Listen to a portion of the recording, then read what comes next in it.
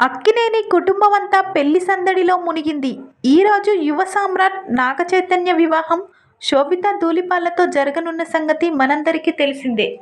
సమంతతో విడాకులు తీసుకున్న తర్వాత కొన్ని రోజులు నాగచైతన్య ఒంటరిగా ఉన్నారు. ఆయన మళ్ళీ ప్రేమలో పడతారని గానీ, మరొక వివాహం చేసుకుంటారని గానీ ఎవ్వరూ ఊహించలేదు. అయితే ఒకరోజు లండన్ సిటీలోని ఒక రెస్టారెంట్ షెఫ్తో చైతు దిగిన ఫోటో షేర్ చేశారు. అందులో శోభిత కనిపించడంతో అందరిలో అనుమానం మొదలైంది.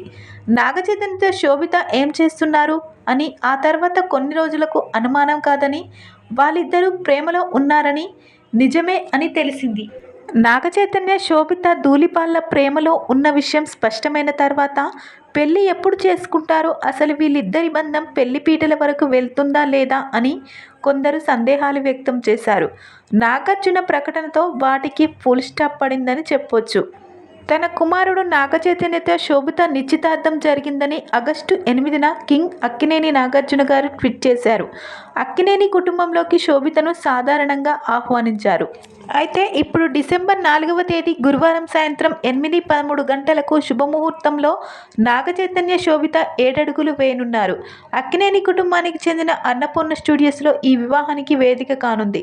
స్టూడియోలోని నాగేశ్వరరావు విగ్రహం ముందు పెళ్లి మండపం సిద్ధం చేశారు. ఇందుకు పలువురు సినీ ప్రముఖులు, చిరంజీవి, సురేఖ ఇంకా ముఖ్య అతిథులతో సందడి చేస్తున్నారు. ప్రస్తుతం ఈ విషయాలు ఎంతో వైరల్ అవుతున్నాయి.